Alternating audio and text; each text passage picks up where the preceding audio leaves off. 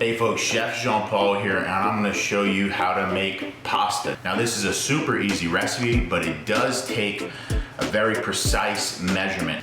I got 4 basic ingredients here to make this pasta. I have my scale here, and I want 400 grams of 00 flour.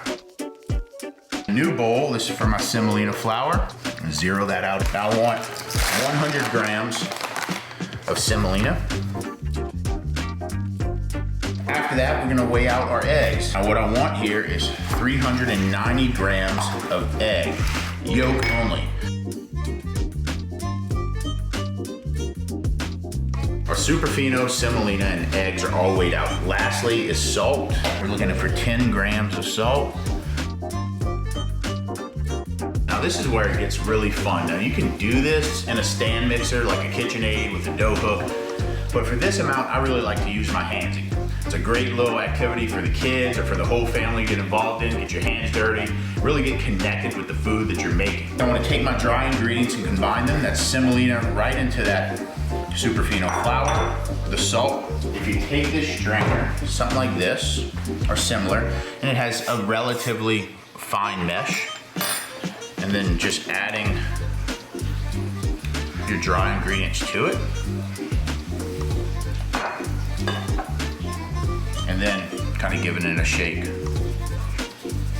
This is really the fun way to do it. Make a little hole, if you will, a little cavity for these eggs to go in. I'm just pour those eggs right in the center. Just give that a mix, just like you would scramble eggs. And as you'll see, as you move those egg yolks around, that flour is gonna kind of gently start incorporating itself. And that's what we want. And that's okay if it spills over, just kind of get a little, so it doesn't stick. I get a little bit of kind of surface flour. And I just take my hands and gently start folding that pasta together. Now that my dough ball is made, I'm gonna grab some plastic wrap, give it a nice tight wrap. I'm gonna let this rest in the refrigerator for 1 hour. So the pasta has rested, it's been in the fridge. I'm gonna unwrap, give it a little bit of flour on the bench there. What I wanna do is I wanna cut this into manageable pieces.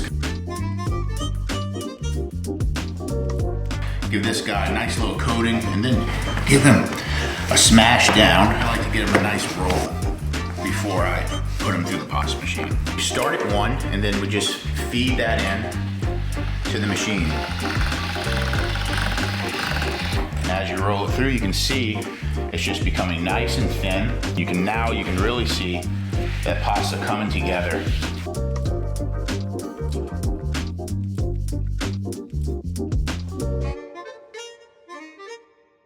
From there, you have something that is even ready to cook now, or you can put this in a Ziploc bag with just a little bit of semolina flour. So if I'm gonna store this and freeze it, I'm gonna take a little semolina, give it a sprinkle, kind of a mix in, just give it a toss, and this is ready to go in just like a nice quart Ziploc bag. It can go in the freezer for up to 6 months. And when you bring it out, it's gonna be a ball of fettuccine. You drop that in the water, it's all gonna come loose and separate, and it's gonna be just like you made it. What's up, everyone? Chef Jean-Paul Bourgeois here, interrupting this program to thank you for liking and subscribing to this YouTube channel. If you haven't done so yet, what are you waiting for? We have about 15,000 subscribers going right now. 30,000 is our goal by the time we drop season 4 of Duck Camp Dinners this fall. I need y'all help, so let's get to work. Smash that subscribe button. Thank y'all. Hey folks, Chef Jean-Paul here, and I'm going to show you how to make tomato sauce. Now the key with making this tomato sauce is buy just good canned tomatoes. I also have some garlic, basil, salt, pepper, chili flake, and olive oil. That's all the ingredients you need to make this sauce. And when you have a simple recipe like this, it's really the technique that's going to bring all those flavors to life and come together in that pot. First, what I like to do is get a simple colander, glass bowl. What I want to do is separate the juice from the whole tomato. You see it just pop off right here. We dump it right in that colander. Next up is the garlic. But what I like to do is just take my hand, the palm of my hand, and just give this a little crush.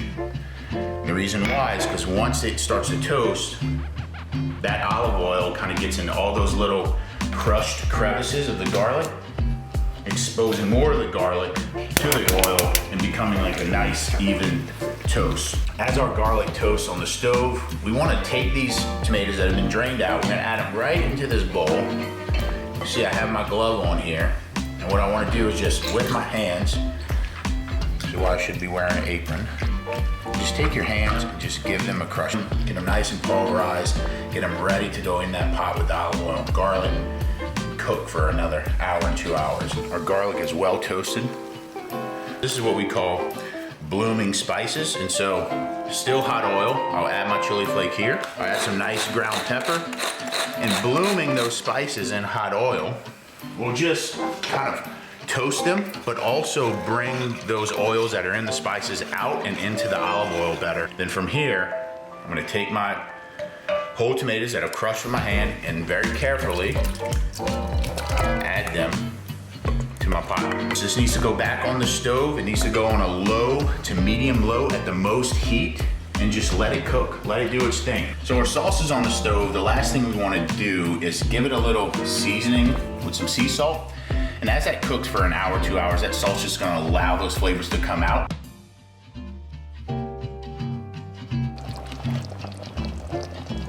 After a couple hours, our tomato sauce has been cooking, and now I want to taste it for one last time. Ooh, it's spot on, it's right there. Another little pinch of salt. I don't want to over salt it because again, this is an ingredient in so many of my recipes. I don't want to get it fully seasoned now. I just need it seasoned enough to taste it and where it's at, and it tastes great. Lastly, this looks like an egregious amount of basil for this amount of sauce, but it's gonna add so much depth and freshness to this sauce. And all you wanna do, you can shut that fire off, add it right in, and then use your spoon to bury that basil in the sauce. And now as that heat hits it, it's gonna wilt it. It's gonna become part of that sauce, and I'm just gonna leave it in there. I'm gonna leave this basil in this sauce and let this sauce cool completely before I take it to my next step, which is just storing it for later use. Once your tomato sauce has been cooled with the basil nice and wilted in it, you got a couple different options for storage. You can even store it as a flat pack and frozen with a cryovac machine, which is what I like to do for storage reasons in the freezer. You can go in a quart container like this, and I like to keep the basil in there as well. Store like that with a lid and then frozen and labeled, or you can put it in a mason jar and preserve it that way so you can put it up in your pantry and doesn't require any refrigeration. Either way, the sauce is ready for whenever you want it, whenever you want to make that perfect recipe or just add it with some fresh pasta. It's ready to go out the freezer or out the cupboard.